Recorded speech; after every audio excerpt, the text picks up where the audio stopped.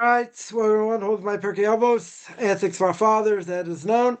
Ben 111, holding by Pirke Avos, ethics for our fathers. We are in chapter 2, Mishna 15, it's part 28, and there will probably be a part 29, part 30, right? Part 31, as we work our way through.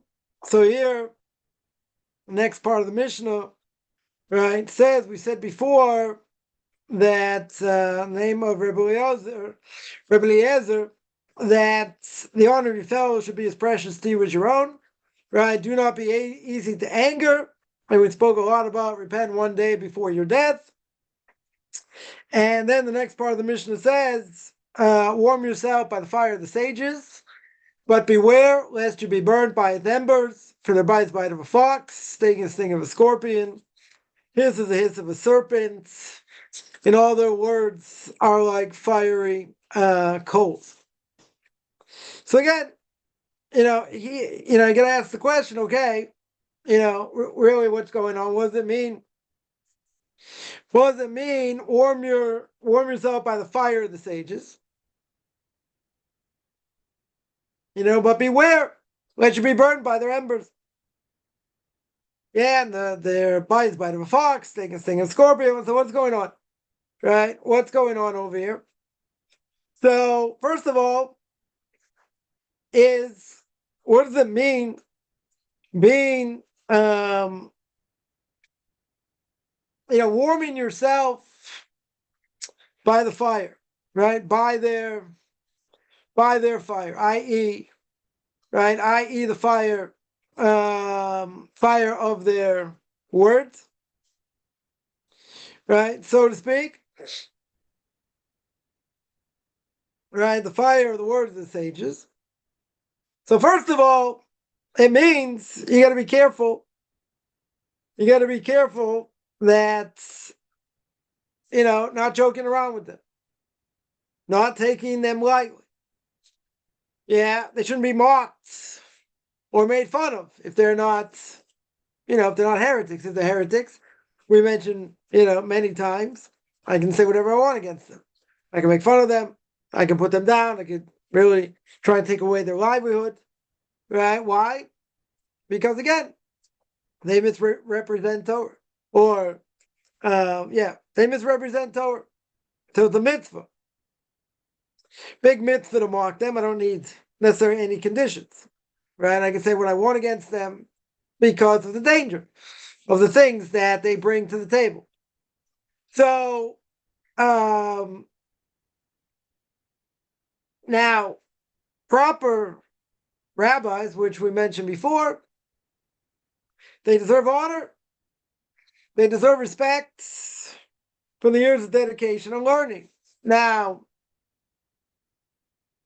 we have to understand their words, as the Mishnah says, are like fiery coals. So even, the Gemara says, even a mundane conversation, with a rabbinic scholar, a person can learn from. Not just if he's talking about words of Torah, but anything. Anything they say you can learn from. Right? Again, does that mean that they're perfect? No. Because the Gemara in Chagiga says that a rabbi is going to be somebody to you that looks like an angel. Now, again, doesn't mean they're perfect? No. Doesn't mean necessarily that they're perfect. But they have to be in your eyes like an angel. And if not, you can't learn from them. So, taking what they say lightly, again, can people make mistakes? Yes. Can they say things that are inaccurate? Yes. That doesn't necessarily mean they're heretic. Right? It depends what they say. Could a person not necessarily be well-versed in math? Yeah. Could they be not so well-versed in economics? Yeah. Yeah, so in those things, you could say, okay, I have to respect what they say about something they don't necessarily know about. This is a question comes up where people ask, well, I got a question in business. I'll ask a businessman. Why would I ask a rabbi? Right? Why would I do that? Or medical advice. Like, what do they know about medicine? Right? The person got a medical question. They go to a doctor. Right? They have a business question. They go to someone who's an expert in business. They have a spiritual question. Yeah. They would go to a rabbi for that. But see, this is a mistake also. Because people think, oh, their head's in the books, so to speak. They don't think we know anything. Right? So I've heard my rabbi say this many times. They think, oh, my head's stuck in a book. We don't know anything about the world. Yeah, but what does the Gemara teach us? What does the Torah teach us? You got to have your feet planted in this world, right? Because there's a lot of laws about damage, causing others damage. So you got to know what goes on in this world. You got to know. The Gemara says even what someone is a ramai, someone who's a trickster, you have to know what they could do. You have to guard yourself against people like that, right? So then the Gemara asks, okay, if a person does that, aren't they going to learn to be a trickster themselves? In other words, if they learn the arguments what someone else could use, which is forbidden arguments, yeah? Yeah. Couldn't they use those arguments themselves? Couldn't that drag them down in this world? Couldn't that be the evil inclination? Could be. Right? But how are you going to know? Or how are you going to understand the mentality of a person if you don't know what they're thinking? If you don't know what to look out for. If you don't know what to look out for, you're an idiot. Right? Essentially, you're an idiot. You're not guarding yourself properly. Now, it doesn't mean there aren't things out there that could, make us make mistakes, or we get fooled by, or something like that. Right? But someone who delves into these, into these Gemaras, let's say, very deeply, they're going to know a lot about the world. They're going to know a lot of the way, the people think. Not just how the law comes out, or what's behind it, why we do it, right? What's the purpose of it? Just because a person's head's in the books doesn't mean they don't know anything, about other things. Now, could be. There are things that they may not know. They may have to go ask experts, in different things. Okay. Doesn't give you the right to belittle them. Right? For sure you don't have a right to belittle them. People make the mistake as well. They're not like your average Joe over here. Now, I mentioned before, many times, that this idea of, rabbinic ordination, I think it's overrated. I think it's very much, overrated, right? In many ways. But it doesn't matter. Someone took the requisite exam.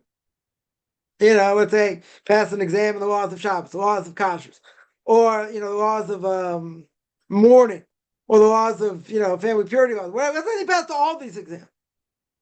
Right? Person have respect for what they've done. Now, does that mean that they pass the exam, they can answer any question? No. Doesn't mean that. Doesn't mean they have world-class expertise. They pass the exam. Okay. Like I've heard my rabbi say many times, someone who passed the exam, let's say becoming a rabbinic court judge. You don't just hire them because they pass the exam. You got to test them in other things. You got to see how they act. You got to see who they learn by. Yeah, these, people that are going to be appointed rabbinic court judges should be appointed not just because they passed the exam. But not only that, who should they be appointed by? Great rabbis of the generation. Right? Because these people, people are going to come to them with all kinds of questions. All kinds of things. So they have to have fear of heaven. Right? The $1 million question. $1 million question would be, how do we measure that? Right? How do we measure that? Fear of heaven. That's a good question. Yeah, that's a very good question. How that is measured. But again, this is why you need great rabbis of the generation to be able to do that. Right? They know what to look for. A person could be book smart, and this is also, speak about this for a long time. A person can be book smart and know quite a bit, but they never apprenticed under great rabbis to know where to put it in action. That's also crucial. I know of someone, that's been working with Bali Tshuva attorneys to Judaism and converts probably the last, let's say, 40 years more. Very impressive resume. I'm going to tell you what sticks out, what's missing in that resume. What was missing in that resume is who's their Das Torah? Who's their rabbinic authority they go to? Now, everybody knows who mine is. I'll make it very clear, right? Make it very, very clear. Other people also, they'll say who their rabbinic authority is they go to. They'll make that very clear, yeah? But if you see somebody that doesn't have any guidance, seemingly doesn't have any guidance, they don't have rabbinic authorities they go to. Or even if they do, they don't say who it is. Okay. Yeah, but if someone has a resume, can have a very strong resume, very good. Even if they have a very strong resume, if that is missing, that's crucial. Right? That is a major red flag. Right? The major red flag, we would say. Again, does that mean they don't have knowledge? No. They could have knowledge. They could have knowledge, but they have to know. And we're going to see one day that the Mishna Pirke Avos says the person has to know his place. What does it mean to know his place? You have to know when to say, this is above me. I have to go ask somebody. Or I'm not sure. I don't know the answer. Better to say I don't know than to give a bad answer. Or an answer that's not true. So I heard from Mori Rebbe, I rather go to Moshe should be well. I wanted to ask him a question, and he said he wasn't sure. He had to doubt this way, he had to doubt that way, doubt another way, and he said, I'm not sure, so I was stringent. Yeah, so I asked him again, went into more detail, what the question was, this, that. But he said, I don't know. Since I don't know, I'm going to be stringent over here, but I'm not sure. So then don't ever do this, but I asked him again. I asked him a third time. If I know he said, I'll tell you this, I'll tell you what the Pirke Avos said. Rabbi said, Solveichik blessed memory.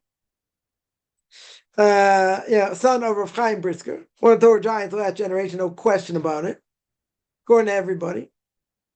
And the Pirke Avos said, better to say I don't know than give what we call a klutz teretz. A klutz teretz means it's an answer you're not sure of. You're not clear of. So he said, better to say I don't know than to give an answer that's probably not true. Now, you can say, I think like this, but I'm not sure. Okay. Well, they're not giving a definitive answer. Say you're not sure. So then he told me, he said, you can say my name. You can say in my name, Moshe Sternbuch said he doesn't know. Now, he knows everything. Yeah. But he can say in my name, I don't know. Say, I don't know. And again, never do this. 2 minutes later, I looked at him and he goes, I don't know, don't ask. I said, how the Rav know I was going to ask? He said, I can see it. I can see it in your face. Said, I don't know. That's greatness. Because if and there's one thing trying to ingrain in my head, and that is, ask a question. I gave an answer. I'm trying to give me an answer. Think.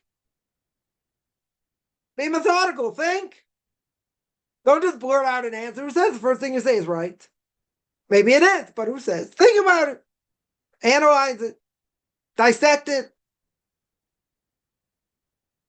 And then after you've thought about it, give an answer.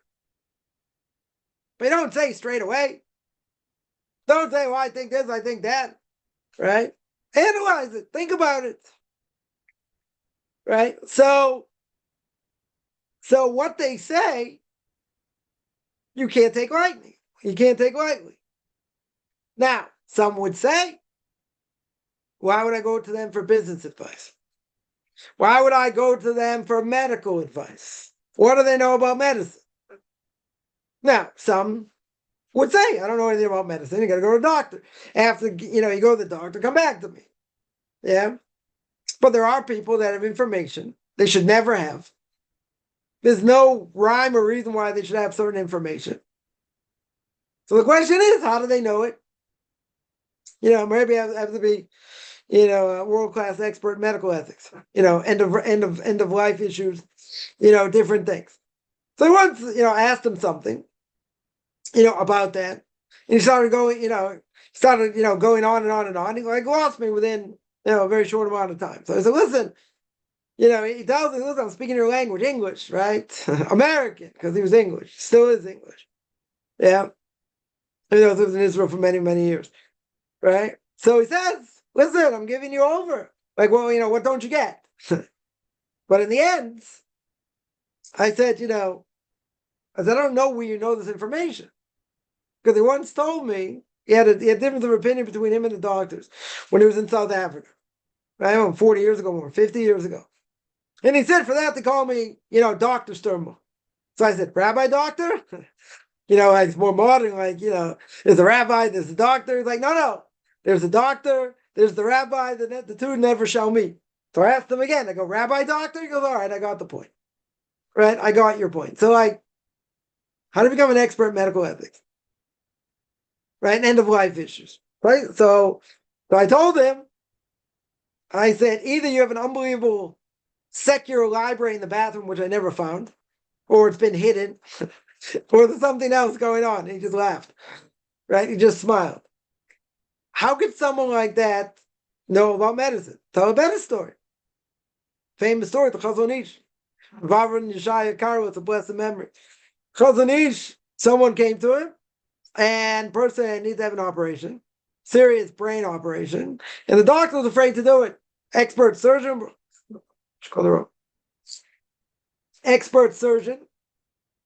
didn't know what to do. The person had a brain tumor, and the tumor was in a certain place. And he said, if I miss it by this much, it'll be a vegetable. If I miss it by that much, it'll be a vegetable. Right? So he didn't know what to do. So the person came to the Chazon Ish, showed him, what do you call it? The scans or whatever. And the Chazon Ish looked at it. Chazon Ish took out a piece of paper, drew a picture of a brain, and he said, you tell the doctor he has to come in this way, go out that way, go in this, do that, and then it should be fine. Then, everything should be fine. So, anyone thought Chazon Ish was a doctor by any stretch? That learned with all his strength all day. All day and at night, till he had no strength left. Goes back to the doctor. This guy goes back to the doctor. Doctor looks at the sketch. And he says, this person's a medical genius. This is the only way I'd be able to do it to save your life. He goes, I have to meet this person. He says, this person's a medical genius. I have to meet him. Doctor meets him. Doctor meets the Chazon Ish. And after that, they developed a very close relationship. Doctor didn't do anything without consulting him. Now, you could ask, what does the Chazon Ish know about medicine? Is he a doctor? Did he play one on TV? I don't think either case. Someone who learns a lot of Torah, a tremendous amount of Torah, they have what we call siyata d'shmaya. They have heavenly help. They're given information that most normal people wouldn't have. But where did the Chazon Ish learn everything from? Not secular books. Could be consulted with doctors, different things. Very good. Yeah. But where did he get everything from? He got everything from the Torah. He got everything from the Gemara. Now, not everyone's able to do that. To be able to extrapolate what he learns and to put it in action like this.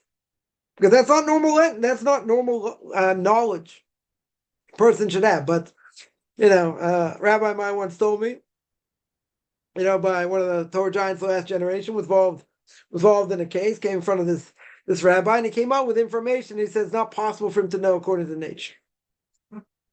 He said, according to nature, this person never should have known certain information. It's above nature. So he asked, where to get the information from. Little birdie told him where to get the information from. It's called divine inspiration.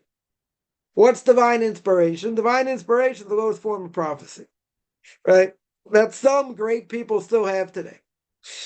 Because prophecy in general, nobody has. Right? Prophecy, as we mentioned many times, prophecy is only in the hands of little children or imbeciles. Real prophecy. Yeah, nobody has it. Because prophecy is something very specific. God is speaking to them through an intermediary, right? through a person has a vision, or person has a dream, or whatever. But the difference is they know this is direct communication. See, anyone can be quote unquote inspired, or quote unquote divinely inspired. A lot of crackpots claim to be divinely inspired, and they kill thousands of millions, right? So anyone can be inspired, but to be really, truly divinely inspired, then they're given information from above. But they know that that's where the information comes from. Because real prophecy, if there would be today, which there isn't, but if there would be real prophecy, that person understands 100%, 100% that they're having prophecy. Because the difference between their prophecy and the prophecy of Moses is that they lost all the faculties. They're basically in a trance, right? Either asleep, they saw a vision, whatever it is, but basically in a trance. Moses spoke to God like we speak to a friend of ours. Right? Now, what is the nature of that speech? Good question. Right? Very, very good question. Because many times Torah says God spoke to Moshe saying, or it's God spoke to Moses, whatever. It's very hard to understand what that level of speech is, or what that speech is at all. So this cannot be taken lightly. Now again, this is by great people. Now, what about somebody? Now, so I'll say it like this. Somebody that great, you don't want to mess with them. Yeah, Torah giants, you don't want to mess with. Again, doesn't mean they're perfect by any stretch, right? But you don't want to mess with them. Now, what about someone on a lesser level? Let's say on a much lower level, that, they don't have that level of knowledge, per se, but they have that status. They have that status of passing, certain exams to be able to be called a rabbi. So, again, what does a rabbi mean? Literally, it means just a teacher. That's what it is.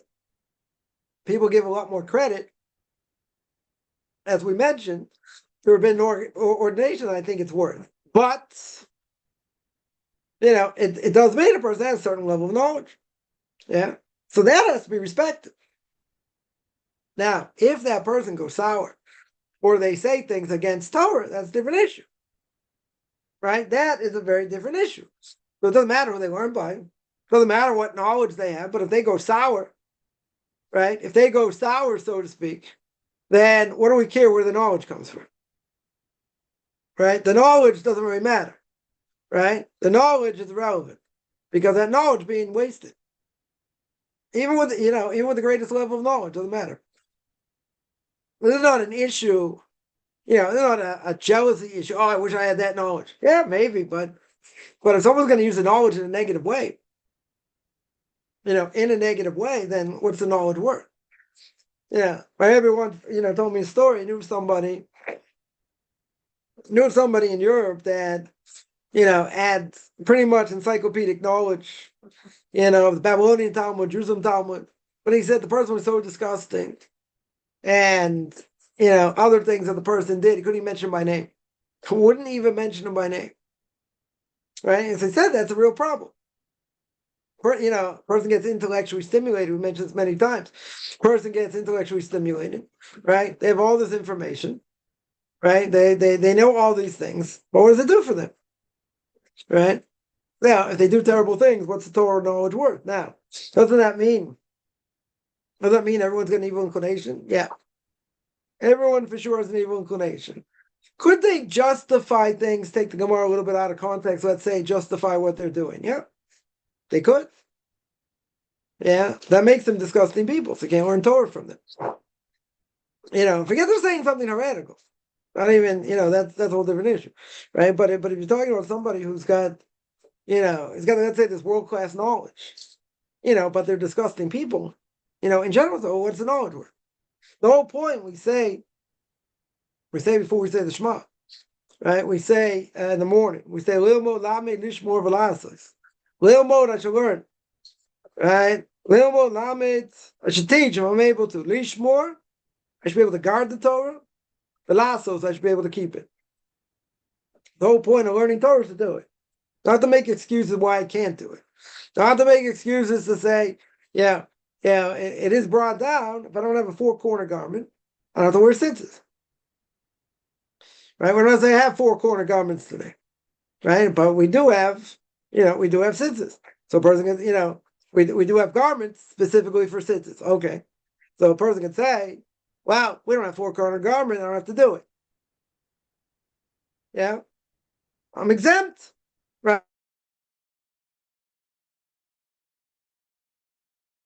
And it's brought down. You do what you can to obligate yourself. Just because you're exempt doesn't mean you shouldn't do it. Right? So a person could say, well, what am I striving for? Am I striving for the minimal? Am I striving for the maximum? Or am I just striving to do? I'll be a mediocre Jew. Right? I'll do things, whatever, whatever suits me. I'll do it, I'll fit in, I won't fit in, whatever it is. But what's the bottom line? Bottom line is, Torah's not silly putty. The Torah is not something, wow, you feel like doing it, you don't feel like doing it. You got a little bit of sleep, all you men out there, you got to pray. Right? You got to go to a minute, you got to pray. You got to wake up early. Whatever time. And mitzvahs you got to do. Yeah, so the Torah can be abused. Torah can be abused. I'm not saying it should be. Right? But, I'll give an example. Let's take somebody gets divorced. Yeah, the guy has to give his wife a bill of divorce, what we call a get. Now, people have been screaming for years. You need a prenuptial agreement. That if it comes to divorce, then they agree to go to this rabbinical court, the guy will give a get. The guy will give a bill of divorce. Now, the modern Orthodox community, they have a certain version of that. So you don't have women that are what we call that they're agunas, right? They're stuck. They can't remarry. If the guy doesn't give a bill of divorce. So the other Orthodox community is still working on some sort of some sort of version that doesn't sound like it's forced. Because if a guy gives a forced bill of divorce, he's not doing it with his own free will. It says the Rambam, the laws of divorce, the Rambam says you could beat him to an inch of his life. Right? Why? Because really he wants to do the right thing. But essentially, what happens is evil inclination overcomes it. Because his evil inclination overcomes him, it's like he's doing it while he's forced, and he can't do that. You can't give a forced bill of divorce. Now, the question is, why is that the woman's fault? What happened to women's rights? Why can't she get a bill of divorce herself? Why can't she initiate it? Right? So the Gemara says, okay, you have two souls, two half souls. They join together through marriage. Very good. Very good. So the guy has to give something of value in front of two witnesses and say, you are betrothed to me like the laws of Moses and Israel. Very good. Why can't a woman do that? Yeah. Now, the question really is that who is it harder for to make a commitment? A man or a woman? Yeah, a man. Why do you want to get married?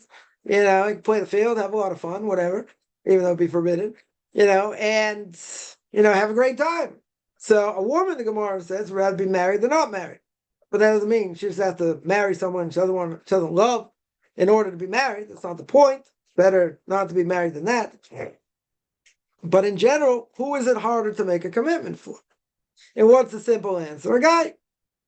He doesn't want to make a commitment. So therefore, since he's the one that's obligated to make the commitment, he's the one that's going to break it. Right? So I'm going to say, but it's not fair. Okay. Yeah. You could say, well, a woman could get stuck.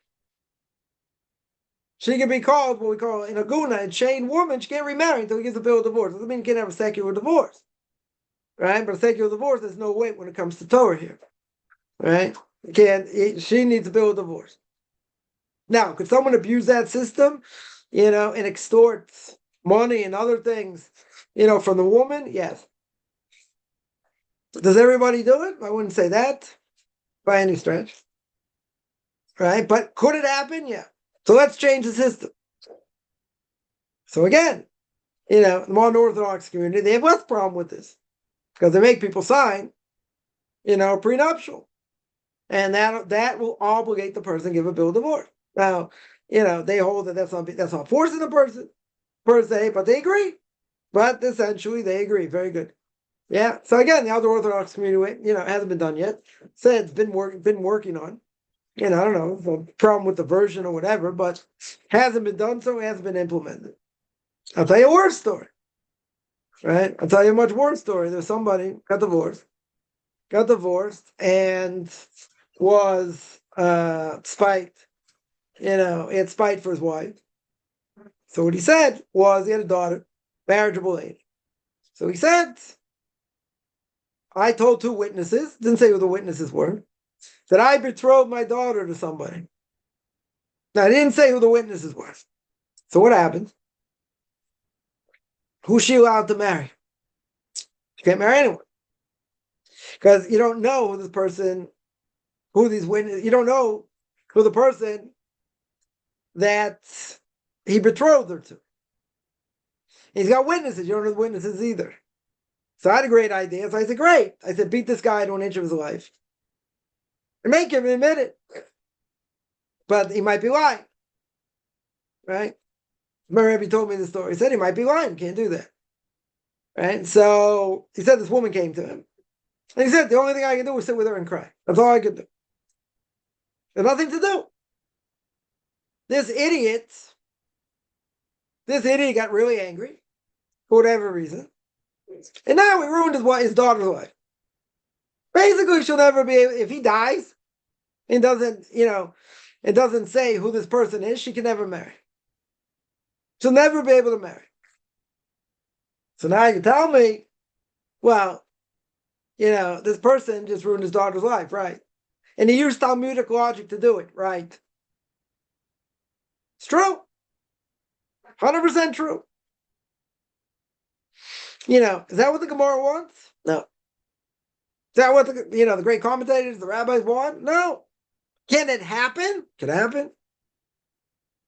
But then what? When you throw out the whole system, you do what you can to try and get an answer. To try and figure out a solution. Right? But guess what? Not everything has a solution. There's another case. I'll just bring another case. Not necessarily similar to this, but, I'll just bring this other case. A woman, her husband disappears. She's married. Woman, husband disappears. And she got permission from the rabbinical court. The guy was gone for years.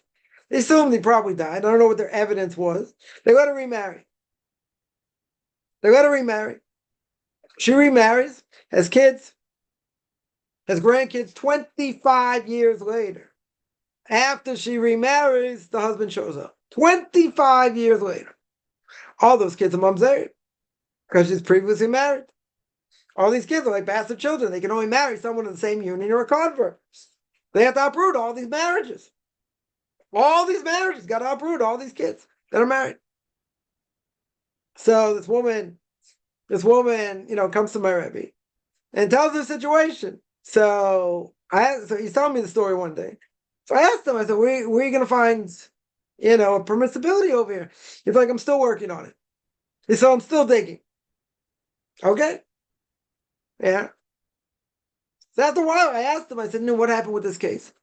I said, asked him, did the Rebbe find any permissibility? And he's like, no. He said, I couldn't find any permissibility. I wasn't willing to uproot all these families. So I sent it to Rebbe Eliashib, a blessed memory. He was the Torah giant of the generation. So I sent the question to him. I don't know what happened after that. But I said, I can't take responsibility for uprooting these families. But he didn't find a heter. He didn't find permissibility. Yeah. Now, did the rabbinical court make a serious mistake? Yes. Do I have any idea what the criteria was that they permitted this woman to remarry? I have no idea. No idea. They goofed a major way. Major way. Now it could be they shouldn't have allowed her to do it. I don't know. Whatever it is. Yeah, they're responsible. They're 100% responsible. You need big shoulders for these things. Yeah, usually, many times rabbis have a lot of siyata shmai, a lot of heavenly help when it comes to these type of things. Yeah, you don't lose. You definitely don't lose. Yeah, but things don't necessarily go the way we want. Okay, so I'm just giving you different cases where, where in some ways maybe the system can get abused, but that's not really the point. System shouldn't be abused. People should be on the up and up, but when people get angry, they lose their minds. Right? Even the Gemara says, even if the pit of hell is right underneath their feet, they lose their minds. They don't care. They can hear people screaming, this, that, they're not going to change. Right? That's why it's brought down. You don't speak to someone when they're angry, you let the anger dissipate. You speak to them when they're angry, nothing good will come out of it. Okay? Yeah. So, if someone has rabbinic ordination, even if they don't use it, but they have the knowledge, it should be respected. For what it is. Now, does that mean if they don't use that knowledge, I have a question in the laws of, let's say, the laws of Shabbos. Would I go to them for, to answer me? No. Because they're not in it, so to speak. No matter if they pass the exam, okay. Yeah. It's not all cut up for what it means. So, a person could say, well, but they do have rabbinic ordination, true. Right? Shouldn't that person be respected? If again, they haven't done anything heretical, they should be respected. Their knowledge should be respected. Now, again, does that in any way, shape, or form mean that they're perfect? No. Doesn't mean they're perfect. Now, does that mean, and I've seen this also to a certain extent, does that mean that they can't abuse power? Right? They could abuse power. I'm not gonna say it's right, by any stretch. Right? But could they do it? That's the question. Someone asks, what about powerful rabbis' connections that molest children? People are afraid to criticize. That's a problem. That is a problem. Yeah. I'll say like this, there are people, they don't have to be great rabbis per se. They can be anybody that people want to protect them. Should they be protected? Why in the world should they be protected? They're a menace. When it comes to being a pedophile in general, a person's only a pedophile if they were acted upon themselves. Right? At least that's what I've seen in medical literature. In other words, they can't stop. Right? They're reacting to what someone else did to them. It doesn't happen out of the blue. They must have been molested as a kid. That's usually the case. Right? Usually the case. Now, if someone abuses that because they have a lot of connections and this and that, that's obviously wrong. What do? Right? First of all, you got to, if it's true, you have to know 100% it's true. You have to have evidence. 100% you have to have evidence. Just because the kid said it happened doesn't necessarily mean it did. There are people out there have it against people and they, obviously, lie. But I'm not going to say, again, I'm not talking about that case. But that could happen. Right? Has to be investigated for sure. That 100% has to be investigated. Right? Now, they could be lying. They could be. Right? Say a word against someone else's word. They could have an axe to grind, different things. Okay. Doesn't mean the person's not guilty. The person could very well be guilty. And people are afraid of repercussions. I have a story somewhere that person told the story. Someone was molested and no one wanted to do anything. Nobody, people refused to do anything. Want to sweep it under the carpet. Say the person was taken away from his job and this. Anyway, things did happen. So he had no choice. Went to the police. Got the guy prosecuted. And the community gave him such flack he had to leave. Basically, he left the community. Why'd you ruin someone's life? Or this, that. They molested their kid. Yeah. Got hard evidence what he did. Shouldn't be prosecuted. Yeah, stigma in the community, this, that, you ruin a person's life. if it happened, you can turn them in. Could there be a lot of pressure against you? Sure. It could be. So what if they have, connections they're left in their business, though? There are only a few options. You do what you can do. And if you're in a place where you're being ostracized for what happened and the person got connections trying to clam you shut, you move. You might have to move. I'm not saying it's right by any stretch. Right? And it's a problem. Could very well be a problem. Right? Because the health Lashon Hara, in this case, Lashon Hara does not apply to someone who's a menace. If if you need to guard the community, right? Every community, there's a list of someone in the community, someone who moves, let's say, moves the community or whatever, is a pedophile. Every community in the world has such people. Now, you're going to say, how can they publicize it as a Lashon Hara? You're protecting people. The person's a menace. For whatever reason, the person's not behind bars. That's not going to help his situation. That's for sure not going to help. Yeah, he's still going to do it. Can't put him in such a position that he's able to do that. No one should be able to hire him, but what's the problem? They go to another city, they don't know.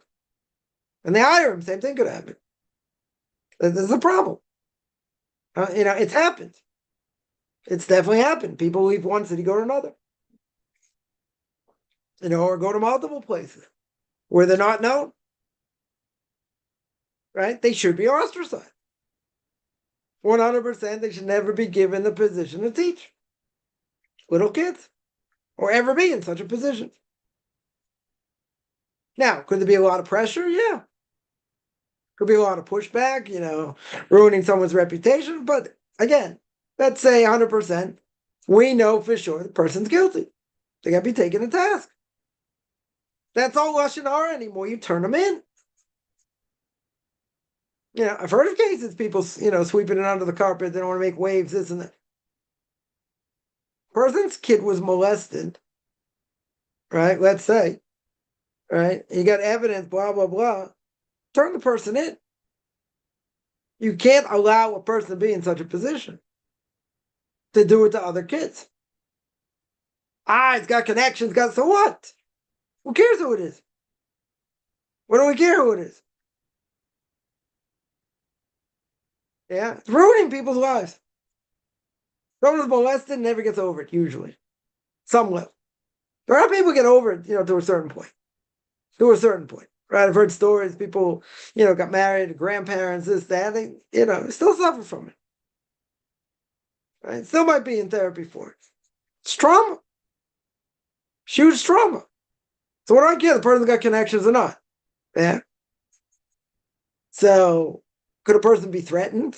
Could the person be ostracized because of it? Put a lot of pressure on? Sure. I'm not saying it's right by any stretch. They'll say what he's doing, what this person does for the community, person, but whatever. I don't care how high up they are. Yeah, doesn't matter. They should not be doing what they're doing. Period. And no excuse. They can be the biggest rebbe of the world. So what? They should be in jail. Again, jail doesn't rehabilitate these people. That's the problem. That doesn't help. Maybe castration helps. Maybe. Right? Say that could help. Right? But, therapy is very hard. Someone who's done this has probably been done to them.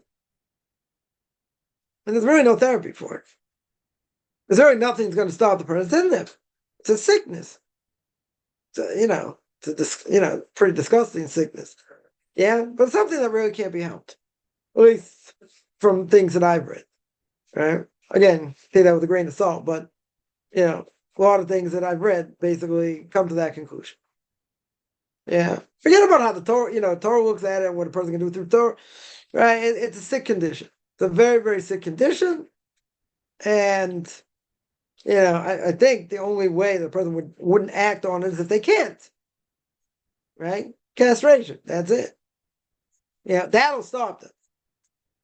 But if they go to jail, if they go to jail, nothing happens to them. They'll go, once they get out of jail, do the same thing again. So I'm talking about jail in general and what it does in the atmosphere. This is a specific thing. Usually people going to jail come out worse. Right? That's for sure. In this case, there's no rehabilitation. There's nothing to rehabilitate from. In essence. They're not going to get fixed. Not at all. And once they come out of jail, however many years they're there, once they come out of jail, what's going to stop them from acting on it? They don't have any way to stop it. There's no way to stop it, essentially.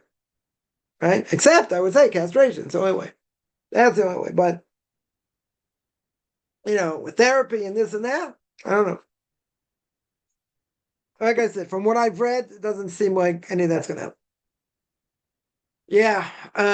Any other questions here? That's what I'd say on that. Is there a list of what is disgusting, for example, being kosher, for gossiping? There's some scriptures that would describe them as disgusting so we can learn what not to do. There are only certain things that are said as things that are disgusting in God's eyes. Right? Idolatry is one of them. Homosexuality, right? Leviticus chapter 18. Or discusses homosexuality, calls it abomination. Right? Molech, later in the book of Leviticus, I think chapter 20, talks about idolatry of Molech, either throwing a child in front of the idol, right, and over a fire, having the child walk over fire or throwing into the fire, difference of opinion, exactly what the idolatry was. That's called an abomination. Most things are not called an abomination. There are a few. Homosexuality is called an abomination. Yeah. Even desecration of Shabbos are called an abomination. At least not as I remember. Called other things, but not that. Even Lashon Hara doesn't say it's abomination. Lashon Hara, you get, more than 30 prohibitions in one shot. Right? The Torah says clear what we're not allowed to eat. Right? That's true. And what's, and these creepy crawly things that are considered disgusting in God's eyes. Very good. Right? That is an effect on a Jew, not a non-Jew. We've spoken about that. Right? But you got other things. There are other things. Idolatry of Moloch, called an abomination. Homosexuality, called an abomination. There are things called an abomination. Right? Those are a few that come to mind. Right? Those are, I would say, more severe. They would be more severe than other things. Even though, again, idolatry is death penalty. Homosexuality, death penalty. But again, you don't see necessarily Shabbos desecration called an abomination, even though that's also death penalty. Right? Or Lashon Hara, that's not death penalty. It's also not called an abomination. There are few things in the Torah called an abomination. Yeah, that means they're very severe. Again, let's make clear. It doesn't mean the person's abomination. Right? We can hate the act, not the person. Right? But, it's, what do you call it? Pedophilia, it's a good example. What, I can't hate the person for what they did? Yeah, it's a good question. We say you can't hate a Jew in his heart. You can hate what they did. For sure you can hate what they did. Right? Maybe there's leeway for depending what a person did. Right? That they'd be allowed to hate them also for what they did. For the pain that they caused. But on some level, it's also lack of emunah. You're going to say, but I didn't ask for it. I didn't ask for this to happen. You're right. Happen against your will. Okay. When something happens against your will, why does it happen? Why would God do something against your will? Either because you deserve to be punished for something you've done, or something your soul has to go through. Now, someone, let's say in this case, pedophilia, someone is abused, at a very young age. So it can't be that the child sinned here. There's no sin here. Right? Sin only comes at the age of 13 in a day, 12 in a day, or up to the age of 20. So it's not punishment for the child. It's what the child, for whatever reason, has to go through. Why? I can't answer. Right? But it's something the child somehow has to go through. Now, you think a child's gone through that, explain that to him. Not going to help them. You can't will that, Torah idea and say, oh, that's the answer. I got to work on my emunah. But they're trauma. They have to go through trauma therapy. Right? Maybe their whole lives they have to go through it. It's a battle. I do understand the bigger picture, yeah. So it could be it's a lack of emunah, but yeah, these people are disgusting people. Totally disgusting people. Or someone to be acted on against their will, no matter what it is. Whether it's abuse or other things. You didn't ask for it. So why do you have to go through it? If I knew that, I wouldn't be giving this class. Be world famous. Yeah, but part of why a person would have to go through it if they're underage is because their soul has to go through it. Their reincarnated soul coming back has to go through it. Why? Whatever it did in the previous life. Right? I would say someone was acted upon against their will, very simply. They did other things. Let's say they bullied other people in previous life. Or they did things against other people. Yeah? So now they come back, God's gonna, they're gonna have to go through that to fix up what they did. Or someone, let's say, comes back in a messed up body. They thought in the previous life they were God's gift to the world. They trampled on people, thought they were better, they could do whatever they want. So God put their soul in the place. And this, soul comes back. Right? So God puts the soul in a messed up body that person can't do anything. Or let's say even better. What does that soul go into? An inanimate object. That soul goes into a rock. You know what happens to rocks? They get kicked around. They get thrown around. Does a rock have any power unless it's very heavy? Does a rock have any power where someone can't pick it up and just throw it or kick it? They don't have any power. They have no power, right? So it could be someone gets reincarnated into a rock. Why? So thinking out loud, I would say, maybe they bullied other people. Maybe they forced other people to do things they shouldn't have done. Whatever it is. So they come back to this world to get fixed up. They can't harm anybody. And all they can do is just get kicked around. And then God eventually said, okay, you've had enough.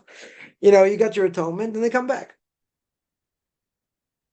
That could be, I'm not saying it's the reason. It could be many other reasons.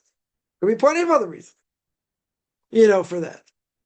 So, bottom line is we don't know. But if a person's acted on against their will, you didn't do anything wrong, right? We'll make it very easy. You didn't do anything wrong. If you didn't do anything wrong, right, why does this happen? So if you're younger, very simple explanation is because that's what your soul has to go through from previous life. It has to be fixed up. That's why I have to go through it. Otherwise, I don't have an answer. Doesn't make sense. Why should someone have to go through that? You can say, well, that's going to be their test in life. It could be. But forget what your soul might have gone through or not. It could be God says, okay, I'm going to put you through this because I want you to work on this and this, and I want you to be able to give this over later in life, blah, blah, blah. I want you to be able to help others. But you won't be able to help others if you don't go through it. Or you don't go through the other thing. That could also be. Right, but you can say, what's the benefit? You're suffering. But that's not for no reason. In other words, a person could go through something, let's say, major financial upheaval. Yeah? Person goes through a major financial upheaval, or they go up and down, or whatever. So what happens? God wants to work on your emunah. God's squeezing you right at the bottom of the toothpaste. But he's squeezing you in order to give you strength, right, to work on certain character traits that would never come out unless you didn't go through this. If you would have gone through this, God wouldn't, how are you going to be able to help others in the same situation? No, some people don't need to go through it. They can empathize, they can do other things. Whatever. Some people, though, God wants to use them in a major way, so he'll have them go through it. Now, obviously, there are probably other reasons they have to go through it also. I'm just saying this is possibly one reason. Possibly one reason that they have to go through it. Could be many reasons. Definitely could be many reasons why. Someone asks, okay, I heard it's converts. The options of marriage are less than good. I wouldn't say less than good. They could be difficult. Right? But anyone who wants to get remarried, it's going to be easy to get remarried. A second marriage could be harder than a first marriage. Yeah. What are the options? Will the options only be poor choices? Who says they're going to be poor choices? Sometimes you'll be set up with people you probably shouldn't be set up with. Right? I would say that. But again, it's networking also. Definitely networking. Is it less than optimal? I wouldn't tell a person to give it on their ideal. You don't marry someone just for the sake of marrying them. Even though we mentioned before, it's better for a woman, certainly, to be married than not married. But you're not going to marry someone just to marry someone and be miserable, right? Is it harder? I've had a number of people after conversion get remarried. Yeah. Yeah, someone's about tshuva, the same thing, right? Someone who didn't grow up, as a religious Jew becomes religious, can also have issues getting married. Could. Some people could take a long time, but impossible. Are the options less ideal? Depends where you are, right? It depends what the pool is. There are a lot more people that, need to get married or, a lot more prospects. Could it be more difficult? Yes, it could be. Is it impossible? No. Will people be set up with people that are totally not relevant to them? Could be. Could be. It's not impossible. Right? I wouldn't say it's impossible. I would say it's harder, yeah. I would say it's probably harder, but it doesn't have to be. Right? It doesn't have to be, so much harder. But I would tell people straight away, if you want to get married, it will be harder. Right?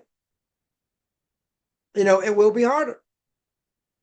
What are the options? Is someone who grew up religious going to marry such a person? Probably not. All right, maybe some people will. It depends what they've done in life. Depends where they're holding in life. There are some people, for them, that's a good option. Why is it a good option? I don't know. It could be for any number of reasons. Right? It could be for any number of reasons. But the point is, yeah, could be harder. I'm not going to say not. Could be. It could be. But again, even let's say person getting set up with people that are less than optional, less than optimal. Does that mean you don't get married? You're not going to get married? Doesn't mean that. But again, someone, would you rather be with someone less optimal in that sense or not be married? So it depends. It depends what the circumstances are. Depends who the person is. Depends what the age gap is. Depends on a lot of things. Depends on, financially. I mean, a lot of things. So a person has to answer, am I going to be better off, with this person or not?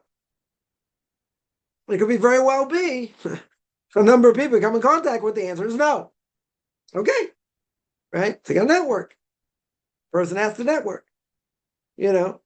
But to marry someone who's less optimal, you say it's the lesser of two evils. Are you going to find the perfect person? Depends what you're looking for. No one's the perfect candidate, per se. They have to check off your boxes. What are you looking for? What do you want? What age, what health level, what, different things. You have to see what's the most important thing and go try and find it. Right? Now, some people would say that, today you got a lot of issue with, single people because, the older they get, the more picky they are. That could be. Right? I've heard people say not that way. They said, I met the right person. It's not a question of being picky. These people are not good for me. Yeah. I'm not here to judge. But I would say, are there some people that get, laundry list of things they're looking for? Yes. Are they going to get married that way? No. You have to have a list of what's important, okay, but within reason. With reason. Can you put two people together and they can be compatible? I wouldn't say that.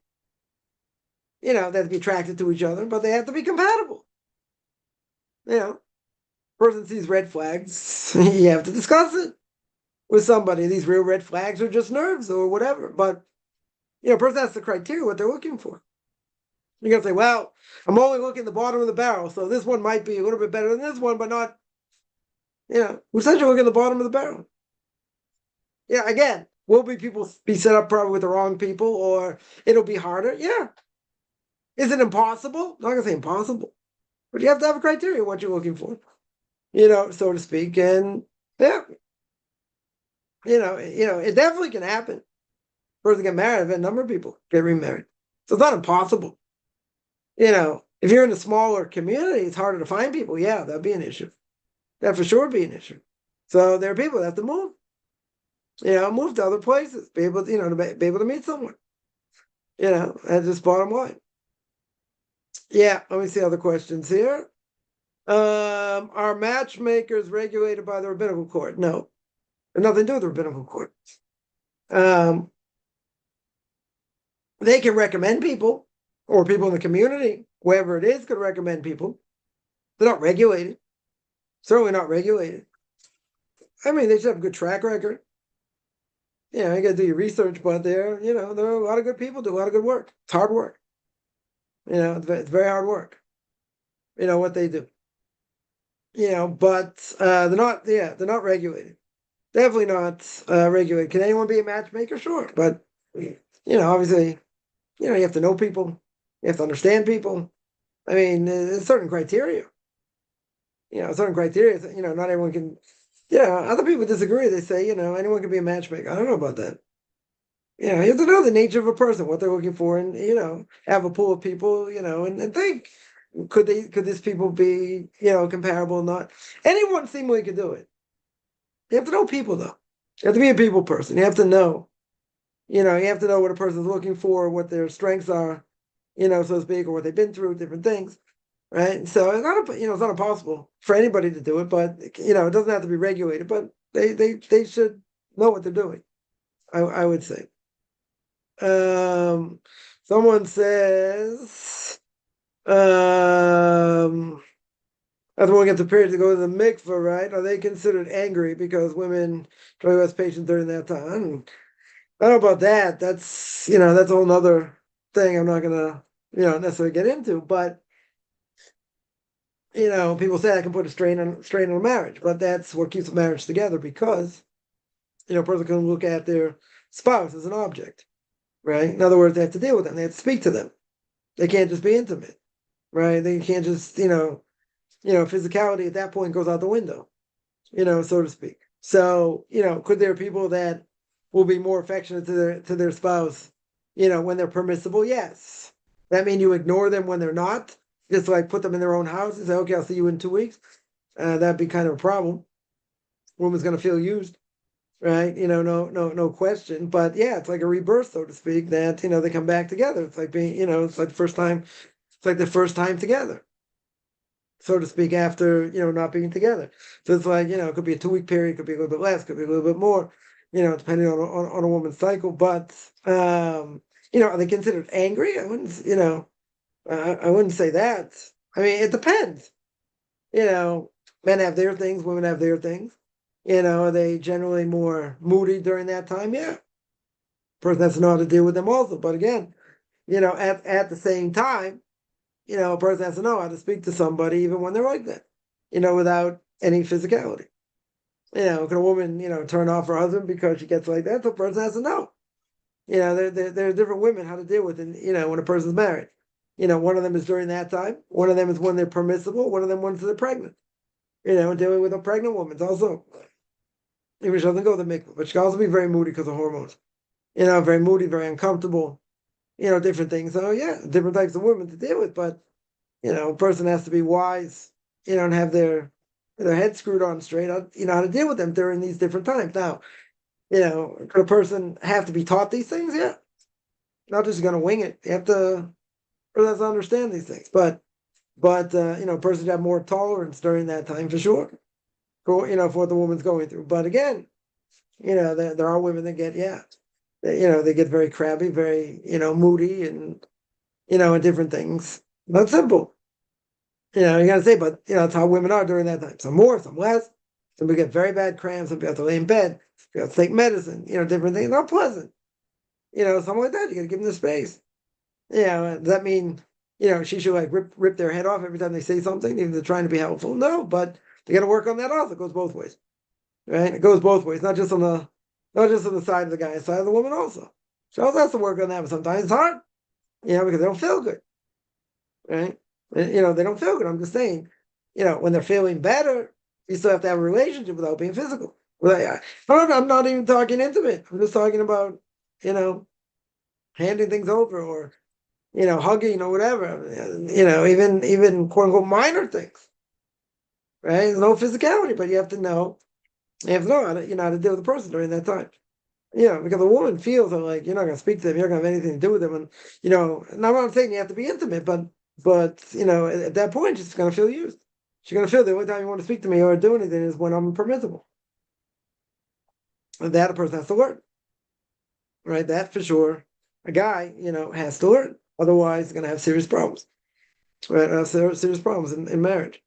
Yeah, let me see other questions here. What do I do with a person who's taking advantage of potential comers? This is a problem. This is the problem. Using them as Shabbos goy, sleeping with women in conversion process. That's forbidden. How can a Jew sleep with a woman in conversion process? Torah prohibition. Yeah. Because, hey, are there people who could use their position and take advantage? Yes. Is it right? I'm going to say it's right. By any stretch. And he says, use them as a Shabbos goy. I don't see a problem with that. I don't see a problem with that. Now a person at a certain point may say, I don't want to do it. Even though I am a non-Jew, I don't just great Shabbos only once. Yeah. I've heard someone test people like that and say, turn on the light for me. I need this light turned on. I think that's a bit much. I don't think it has to, I don't think it has to go that far. Whatever. I know someone who told me such a thing. I was like, why would you go that far? So I want to teach them. I want them to know what their status is. I said, but you don't have to go that far. I would say to each their own, but there's a limit. Now, someone taking, what do you want me to say? Someone takes advantage of that. Is that permissible? Not permissible, right? What do you do? Yeah, what do? You got to make people aware. You got to make people aware. This is what they've done. But I would tell you, if you're going to do that and you're going to come out against someone, you better have hard evidence. Because if you don't have hard evidence, then, if a person's spreading rumors and word gets out that you're spreading rumors and they're not true, let's say they're not true, you're going to have a very hard time converting. You'll get blackballed. Because, you're causing problems. You're causing problems for no reason. You have an axe to grind against this person. Again, I'm saying if it's not true. Have I heard stories that people have been taken advantage of in different ways? Yes. Right? So a person has hard evidence. I would say, they don't have a right to do that.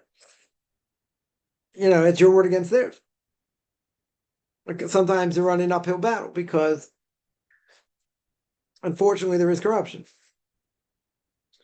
Right? I'm not going to say where, when, and how, but there is corruption. There could be corruption.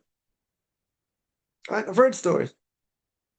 So, they could either make it easier for you or not. So I always say, if a person, dealing with someone that's, they had trouble in one place, I said, go somewhere else. They got blackballed for whatever reason, go somewhere else. Yeah, convert somewhere else. I'm not saying live somewhere else necessarily. Convert somewhere else. Doesn't mean you have to convert in that place. Now, could be a person lives, let's say, in a specific country, and this is the only place to go through. That's a problem, right? And let's say if you don't pay them a lot of money, or it's extortion, or whatever, or you're going to have to bribe them, otherwise they're going to blackball you. That's a problem. It's not unheard of. Definitely not unheard of, right? But people could use their power, yes. So what do you do? Good question. I would say bring it up to other people, but you have to have hard evidence. It can't be just hearsay. It has to be hard evidence. If it's not hard evidence, you're in trouble. Because they're going to think you're just a rabble rouser. They're going to think you're a problematic person who's taking vengeance against people for whatever reason. For whatever reason. So you got to be careful. But again, someone is causing damage, this and that. They're a menace to society. You don't wait. You turn them in. You turn them in. But again, if you're going to do it, it can't be hearsay. You have to have hard evidence. Not only do you have to have hard evidence, if a person saw it or witnessed it or whatever, you got to speak to them before you do it. Because if they have the hard evidence, they're going to have to testify. And be afraid to testify. Yeah. I had somebody shaken down for something I said against a rabbi of a community, and I got a lot of flack for it. They said, I'd be angry with you. I said, yeah, I know why you would be angry with me, but it's still true what they did. It's still true what you did. Doesn't change anything. But the person who did it shook the person down. Because of what I did to them, or what I called them out against, they shook the person down. Right? I didn't think that was going to happen, but, it caused other problems. Person absolutely should have been called out. And not a question. Not a question. I should have taken it further, much further than I did, but okay. Yeah. Next time around, it'll be different. But, first of all, they made me look like an idiot, or tried to. And then this person that could have really demolished them, they had a lot of gratitude for this person, but whatever, they could have demolished them 100%. They wouldn't, and they got put a lot of pressure on. That's what I would say. Is it halachically permissible for a rabbi to go to a church on Shabbos? No. Forget Shabbos. It's not permissible to go during the week. A Jew, forget a rabbi, whether he's got ordination or not. How can he go to a church? It's forbidden. Whole question, during inauguration of the king in England. Yeah, chief rabbi walked, on Shabbos and went there. How could he go there? Yeah, that's his problem. His problem. Yeah. Desecration of God's name. Can't go. It doesn't matter. The king of England wants you to be there. Yeah, how could you go? That might be different. It's coronation. It's not, they say it's not the main part of the church. And that, Webster's 8th definition. Yeah, how could he go? He's a chief rabbi. How could he go? It's a problem. That's a big problem. But I'll make the question easier. Forget about Shabbos. How could he go? Let's say you didn't have any problem on Shabbos. You can walk there. Yeah. Not so far from where you live. Okay. Yeah. Can you still go there? Even during the week. Can't walk in a church during the week. Jew cannot walk in a church during the week. Or on Shabbos. Yeah. What if he needs to go in the bathroom? The only place around was the church. Okay, it's a problem Marzai. It's a problem, how people look at it. But, maybe that'd be permissible. Yeah, maybe. That's the only place to go. Maybe. Right? But walking to a church in general would be forbidden, Shabbos or not. Somebody asks, what would be the reason for his visit? Attend the wedding of people in power. It's a problem. That is a problem. Right? Right. So, I'm not going to answer for Jonathan Sachs. A lot of people love him. I'm not going to answer for him. Yeah. He never went to yeshiva, by the way. People should also understand that. Yeah. He never went to yeshiva. How could he go? I don't know. All right. You should know, in England, the only chief rabbi they ever held of was Lord Koblenz, blessed memory. No other quote unquote chief rabbi, the elder Orthodox held of in any esteem. He's one of them. Jonathan Sachs, definitely one of them. Yeah. Mr. Mervis is also another one. They don't hold of it. Right? Elder Orthodox don't hold of it. Right? It's too bad he's not alive. You can ask him. But I'll say, what would he probably answer? It was the main part of the church. People in power, I have no choice. Well, of course you have a choice. You just say you can't go. You don't go to these things. That's a political position. You can't necessarily other people didn't do that. Yeah. Plenty of other Orthodox Jews didn't do that. So you're gonna say, but he's the chief rabbi, whatever. Okay. One thing I'll never do, and I'll make this clear. I'm not gonna answer what someone does. I give my spin on it. But he would have to answer. And again, he would say, because of the position, whatever, he had to go. Yeah. Walking to a church could be Harego Yavu. You have to give up your life before you do it. Yeah. That takes precedence? Mm. Well, you got a lot of flack for that, by the way, in the Ultra Orthodox community. They didn't let it go without saying anything. But again, that's who he is. You have to understand who he is. He didn't represent Ultra Orthodox Jews. They didn't like him. A lot of things he did, they didn't like. That's one of them. Plenty of other things. Yeah. I mean, you got the present chief rabbi says it's okay to teach homosexuality in yeshivas when they were getting pressure. Yeah. They didn't ask Muslims that because they would have burned down England if they would teach, homosexuality in Muslim places. Yeah, Muslim schools. But he said it wasn't a problem. Yeah. That's kind of a problem, say that. Again, it's a political thing, whatever. You give your own spin on it, what he said, but essentially he said it should be okay to do it. Right? And it was okay to do it. So how can you say it?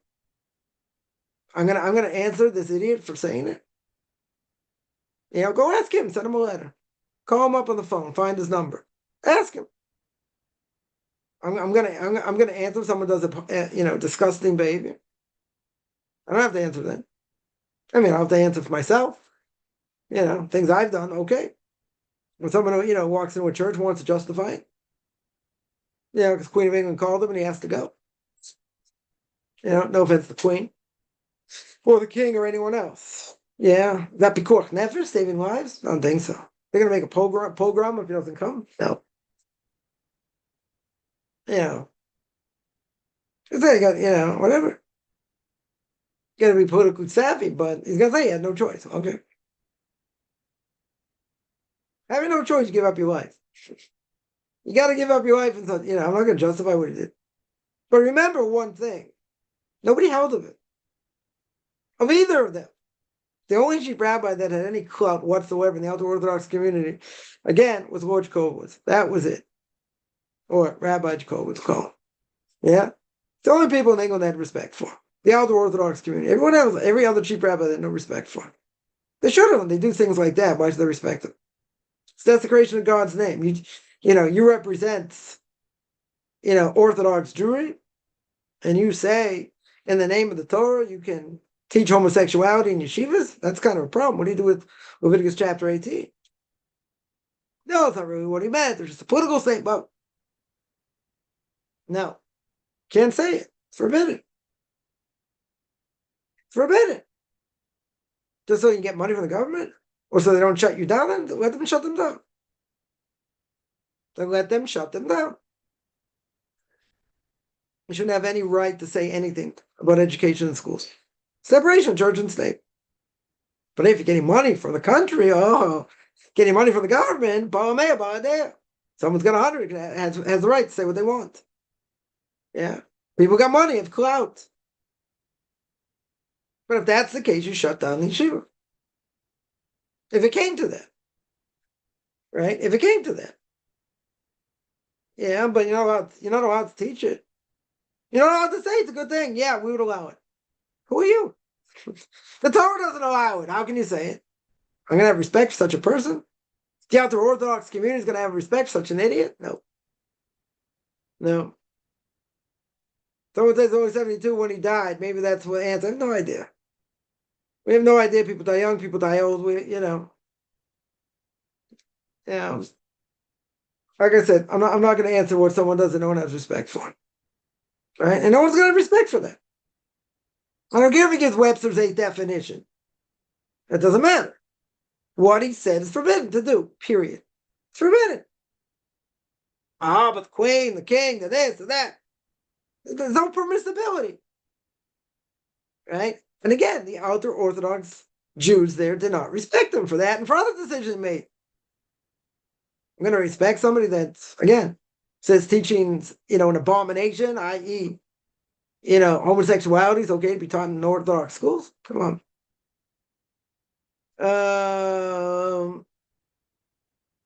Yeah, let me see. There are other questions here. There's an ex-abortion doctor who suggested cesarean rather than abortion is faster. And a child who lives can be adopted as opposed to killing the child, pulling it apart. Okay, so they don't kill the child, fine. But anytime you kill the child, because you kill the child, again, when it's forbidden, then it's still a prohibition, even for a non-Jew. Right? Even for a non-Jew, that's murder. Right? It doesn't matter. It doesn't really matter how it happens. Doesn't matter how the child is killed, one way or another. If the child can be pulled apart and comes out and is alive and whatever, okay, it's one thing. Save the child. If the child comes out, you kill it. It doesn't matter how you kill it. It doesn't really matter, right? It's going to be forbidden either way. I'm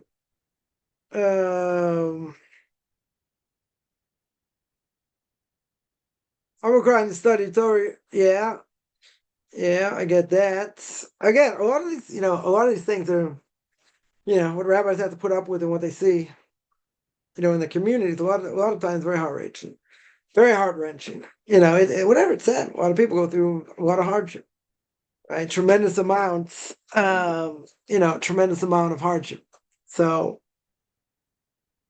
some things, we can give people strength and different things, but it's not necessarily going to help 100%. I can't say Torah is going to solve everything. People, go through deep trauma. But the problem is they come out hating God because of it. Which again, I can't judge someone unless you've been in their shoes. But at the same time, person has that proper emunah, the proper perspective how to look at it. That'll take away some of the problem, not all of it. Right? Certainly not all of it. Someone here says I ignored some red flags at first. Now I'm dealing with that. Yeah. Sometimes the person gets caught up in things, and then the red flags they see, they just ignore because their heart takes over, or maybe other parts of the body, let's say, take over, whatever it may be. And then it comes back to bite them. It happens. And I'll definitely say, it happens because there's a difference between love and infatuation. Infatuation, it's not love. It's, you got other things hindering that person, looks, other things, whatever, money, could be any number of things. Love comes after marriage. That's why it's so important. A person's looking for a marriage partner, make sure you're going in the same direction. But again, if you're going in the same direction doesn't necessarily mean that's going to happen in the end. Right? Down the line. For a number of stories, people flake out at some point. Or they have midlife crisis or different things, or God forbid, heard of a story, people change sexes, or they don't want to be religious anymore. After a number of years. Things can happen. Again, is there anything guaranteed? No. Just death and taxes. Those are the only things guaranteed. Other things, you try the best to get as much knowledge about the other person as possible, but you don't know. Like, how can a person tell if someone really gets angry or not? These things you can't necessarily tell unless you see it. Unless you see it under certain circumstances. Yeah. Sometimes you're able to see it. Sometimes you're able to see maybe the red flags or not. But if a person has a question, you have to, you should go ask somebody. Is that a red flag or it's not? Sometimes it's nerves. Other times could very well be red flags, good red flags. Good in the sense where you're not going to go through with it, and it's better you don't. Right? Because then you have problems later. 100%. 100%. But again, other things may, get in the way for that. Are there Jewish souls who never convert? So a lot of people don't end up converting. For a lot of different reasons. They can't move, family, many things. So what happens if that soul is really, Jewish? So no, they don't end up converting.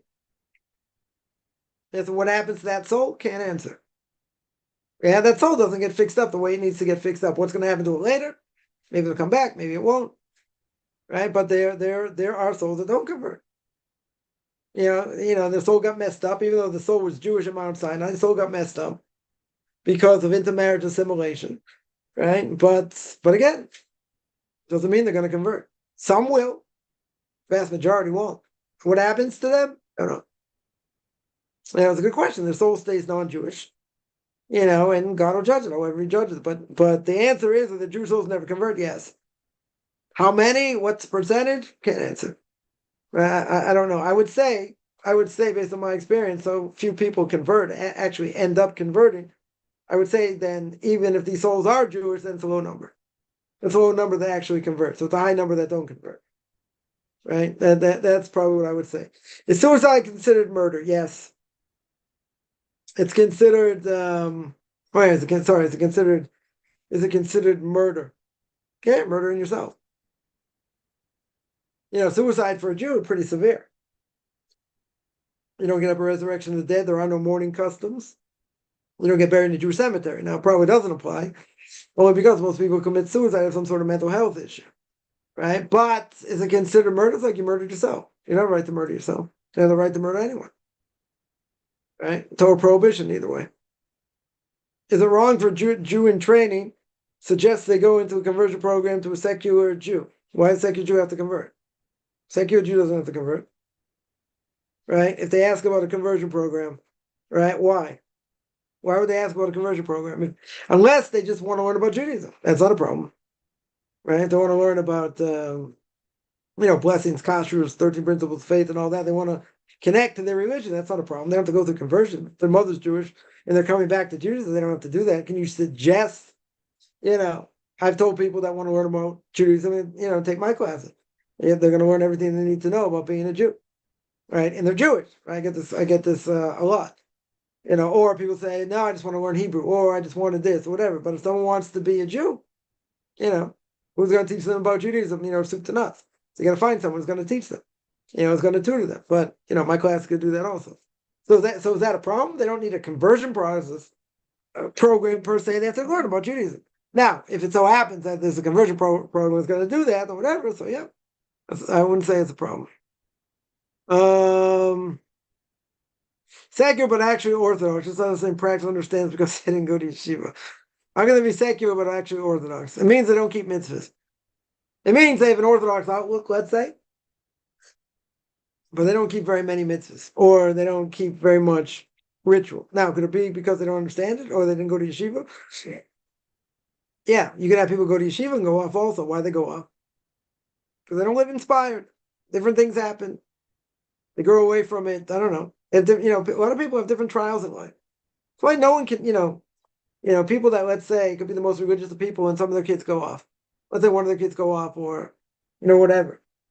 Parents take responsibility, certainly take responsibility, at some level for that. But again, it's a very hard generation.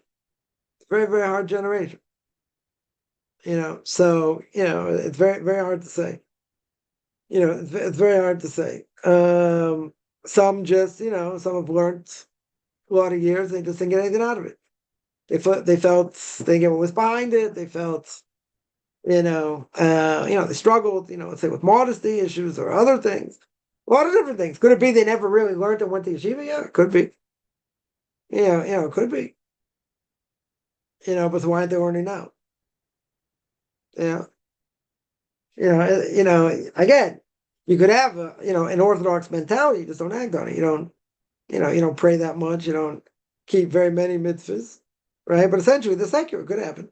Could happen for a number of reasons. That's because they never really learned that. Could be one reason, right? Certainly could be one reason.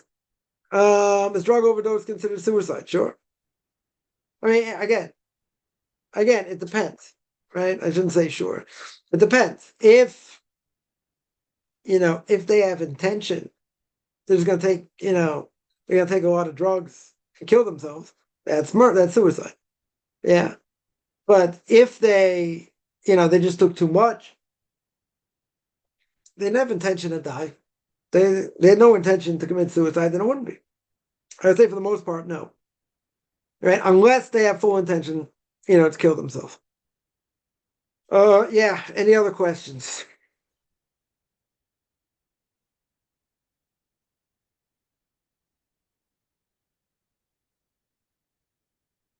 I speak of a near-death experience.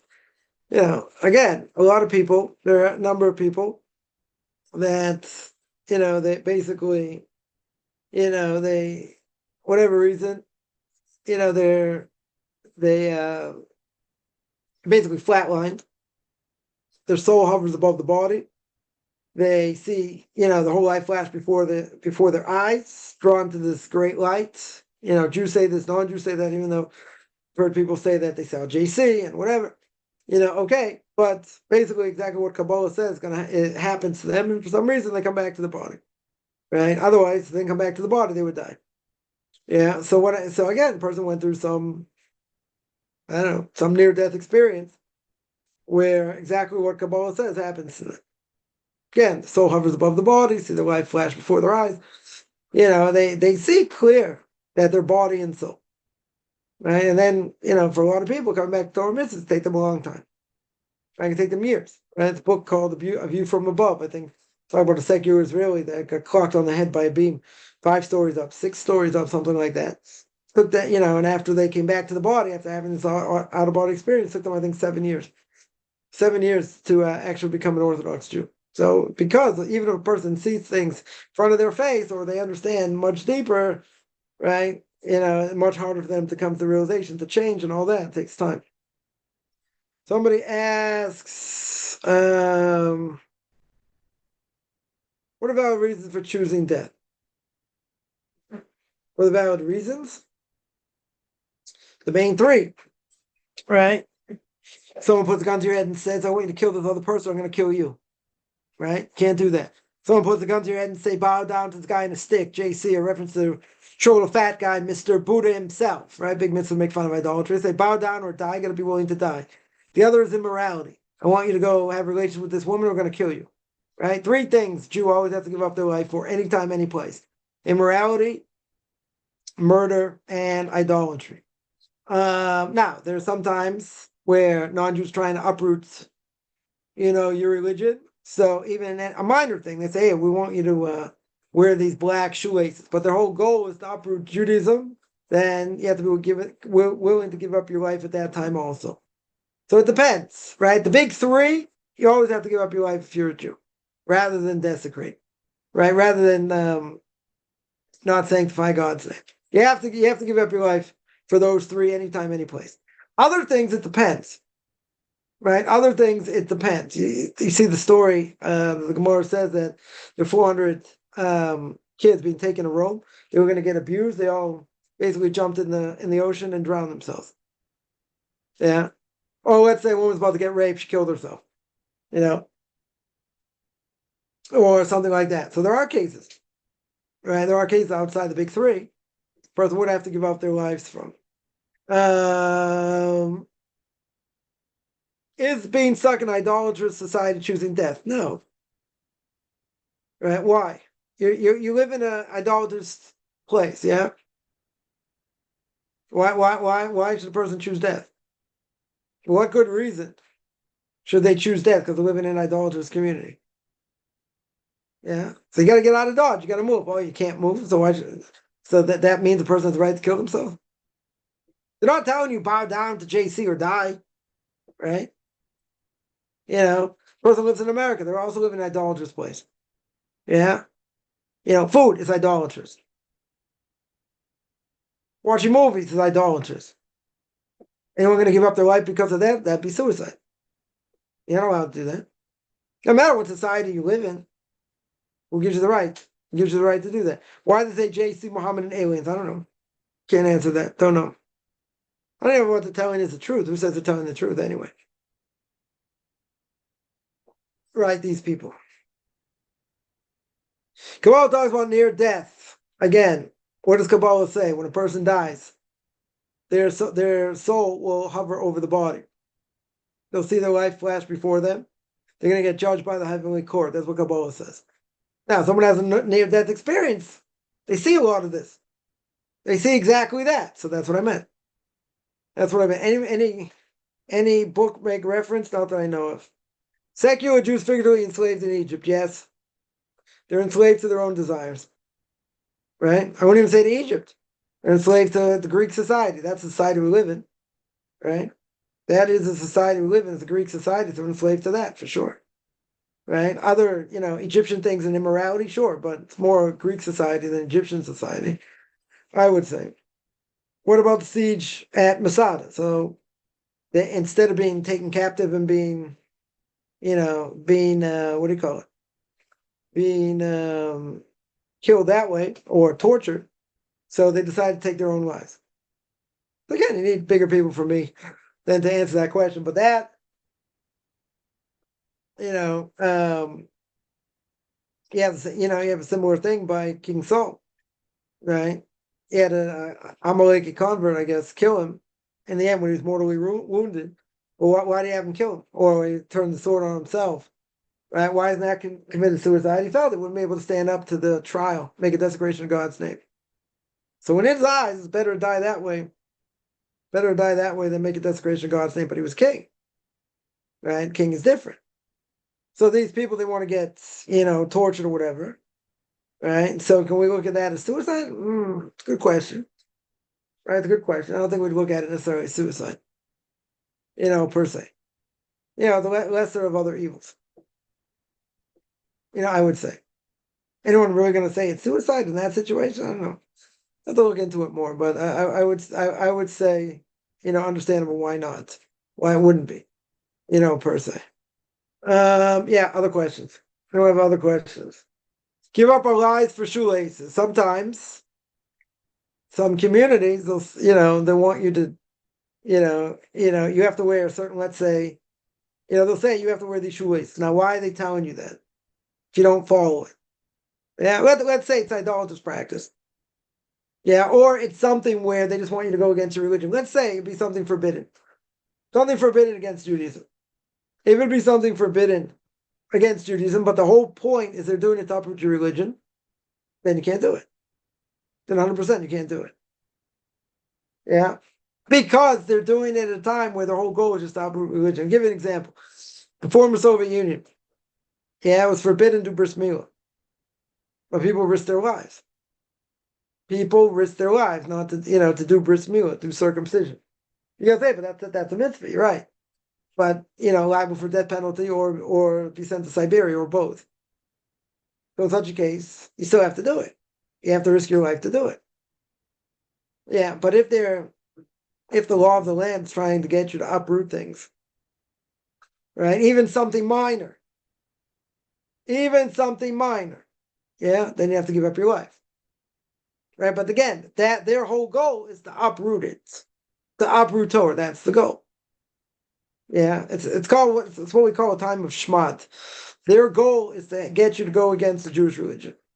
Once they do something, get you to go against the Jewish religion, then you might have to give up your life, even if it's something you don't have an obligation to give up your life for.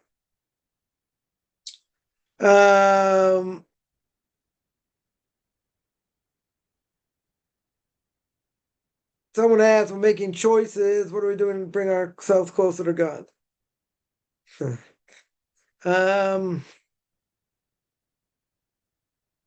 Because if you're following the right path and going in the way of Torah mitzvahs, then you're going in the right way.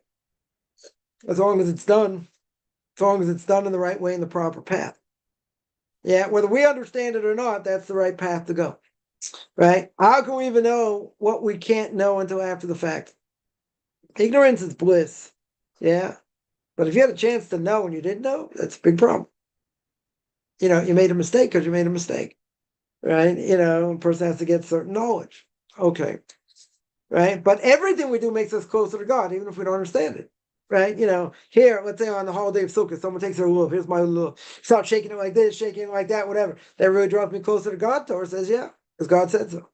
God says whatever mitzvah we do, whatever transgressions we stay away from, help us draw closer to it. Whether we understand it or not, doesn't matter. Some things easier to understand. If I refrain from speaking Lashon Hara, if I refrain from speaking badly against someone else, or doing, or cursing, or not even thinking about cursing, so that helps me draw closer to God. Even, certain things we can understand. Other things, even keeping kosher. You're going to say, wow, it affects the way we are, affects who we are, different things, very good. But at the end of the day, you don't see how it makes you a better person, and that doesn't matter. We believe it does make us a better person. It does strengthen the soul. How are you going to measure that? You can't measure that. You can't know.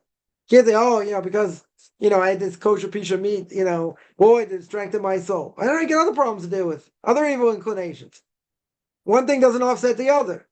But the more Torah, the more mitzvahs we keep, the stronger the soul is. The stronger our resolve is to keep Torah mitzvahs. Yeah? Someone asks, outside of the three, everything else is allowed. Eating pork, stealing, desecrating Shabbos. Eating pork, yeah. If they say eat pork or die, I could eat it. Right? Now, if you eat it, does it affect you in a negative way? Yes. Do you have to give up your life for it? No. Now, if they're telling you to eat pork, if they're telling, again, this would be something, it depends. If it's a time period where they're doing everything to uproot your religion, then yeah, you'd have to give up your life. In general, could you eat pork rather than give up your life? Yes. What if you didn't? What if you didn't? Yeah. What if you said, let me die? That could be suicide. That could very well be suicide. You didn't have to give up your life, or you didn't have to. Sometimes a generation requires doing things, even if you're not obligated to. Right? Sometimes a person may have to give up their life even when they're not obligated. Depends on the circumstance. Right? Stealing. Are you allowed to steal rather than give up your life? Yeah. Desecrating Shabbos. Oh, that's a good question. Desecrating Shabbos. It's not one of the big three. Right? Someone says desecrate Shabbos will kill you. Again, why are they telling you this? Are they telling you because they want you to go against your religion? If they're telling you that they want you to go against your religion, then you have to give up your life for it. If they're telling you because they want to make fun of you, say, come on, just do it. And you say no. They say, come on, just do it. You say no. I say, listen, if you don't do it, we're going to kill you. And it's something you're not obligated to give up your life for, that could be called suicide. For sure, we could call it suicide. Right? It depends on the circumstances. But in general, you got to pin me down. In general, could you desecrate Shabbos? You're going to be liable for death penalty. Could you desecrate Shabbos to save your life? Yes. If they're going to kill you, yes. If they're doing it so that you would go against your religion. There are people that, died during the Holocaust. It was the case of someone not a religious person. They say, well, defecate on this Sefer Torah, on this Torah scroll, or we're going to kill you. He could have done it. He didn't have to give up his life. They might have killed him anyway. It really doesn't matter. They might have killed him anyway. But in general, he didn't do it. They killed him. Could that have been something he gave up his life for? Yeah. He didn't have to, per se. But it could be at that time he would have had an obligation anyway. Could be. Could be. Yeah. Or a rabbit. Yeah, it doesn't really matter. It doesn't matter what the non-kosher animal is. Boyfriends and girlfriends. Now, that's a different issue. If that's immorality, it's under the big three. If it's not under immorality, then yeah. Listen, we want you to have this, girlfriend or whatever. Otherwise it's going to kill you. So if you're not doing anything immoral, yeah, then it could be all right. But if they want you to act in an immoral way, that would be a problem. Right? That would for sure be a problem. If we don't, but they'll kill us and come back, it's a possibility. Maybe God won't allow our death. Again, it's a choice. It's a choice of what we're supposed to do, what our obligation is, right? They could kill us or not. It could be just a threat also. You don't know they're really going to kill you, per se. But even if you have a doubt whether they would or not, so yeah, then we come under this category. Yeah. Does murder mean killing someone innocent? No. Why would it? What about times of war? It's not murder. Times of war is not murder. No, it doesn't mean you can torture people per se. Maybe even torturing people would be okay to get information out of them, maybe. Right? Time of war. Right? But it's not murder. Right? That wouldn't be considered murder, because it's protection. No one who dies if you kill them is innocent. Let's not make that mistake. In other words, let's say a person killed someone. They killed someone. Now, let's say it was self-defense. They didn't have to necessarily kill them. They killed them. Yeah. They killed the person. Now, when that person dies, are they innocent? Who says they're innocent? Nobody's innocent. That person had death sentence on them. You're the one who killed them.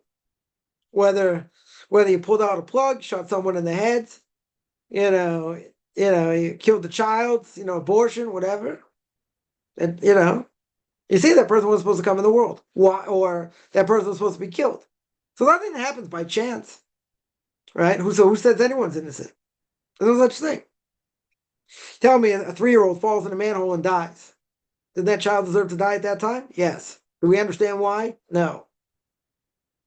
Is that child innocent? The child is innocent. Right? But that's what the soul has to go through. Very good. But a person kills someone, they're not innocent. Nobody's innocent. They deserve to die. That's that sentence on them. The only question is who's gonna do it. So God, Harbi Shluchim Lamakom, a lot of messengers. God has. So he sent someone to do it. And you became the person who did it. So no such thing as being innocent. That person deserved to die. Why? I can think of 1,000 reasons why a person deserves to die. Yeah, the question is who's going to do it and how is it going to be done? Right? That would be my answer. Let's see. And it was starting me. Yeah. Let me show what that means. 1 second. One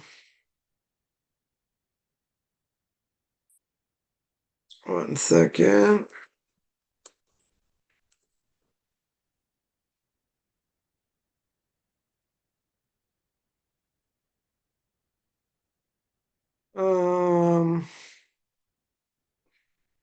I don't know. I would say that I don't know who says that you have to get a reversal, right? And intestine surgery. Yeah, I just saw that. You get it reversed, but what's the difference? Why? What relevance is that? Maybe a question: a person's young enough, they want to, let's say they got their tubes tied, they have to get them untied. They have children. Nope, they don't have an obligation to do that. All right, they want to, they can. They don't have to. But any, let's say intestinal surgery, whatever, it has nothing to do with conversion, right? It has absolutely zero to do with. It doesn't have anything to do with conversion. What if harming someone in self-defense? That doesn't. Yeah, that's fine. You broke their arm, broke their collarbone, broke other bones to protect yourself. Self-defense, different thing. Now, if you're able to stop them without killing them, yeah, it's a different issue. Can't kill them. Not allowed to, you're not allowed to kill them. If the only way to stop them is to kill them, then okay. Then you have no choice. Then you have no choice. If you killed them where you didn't have to kill them, that'd be murder. Same would be murder. That's not self-defense. Right? That's not self-defense anymore. If it's clearly self-defense, different issue. Different issue. Someone asks, is there a way to leave God's physical world and move somewhere else? No. Nope. Can someone, like Elijah the prophet, anyone gonna go up in a fiery chariot? Nope. Can't leave this world. The only way you're gonna leave this world is gonna be put in the ground. That's the only way anyone leaves the world. Right? I mean, your soul goes up, obviously, but the body's in the ground. No one's gonna leave this world otherwise. Other than suicide, which is not allowed. Yeah, how's a person gonna die? A lot of ways to die. Die of sickness. Right? You can die of die just of old age. Body just gives out. You could die because someone actually kills you, or you get killed. Let's say car accident or something else. A lot of different ways a person can die. No one, or let's say better, a person can die in their sleep, not wake up. So is there any other way a person's going to die? Like just go into the Garden of Eden if we even knew where it was? Alive? No. There are cases like that, the Gemara says, but today, no. We can live this world by studying. Yeah. A person could be in the middle of learning. You're given a certain amount of words in this world, right? You could die in mid-sentence for cases like that. They die in mid-sentence. You're only given a certain amount of words in this world, right? So you used up all your words, you die. Right? So could that be in the middle of learning? Sure. Be in the middle of having a conversation with someone and then boom, right? Definitely could happen. Yeah. Any other questions?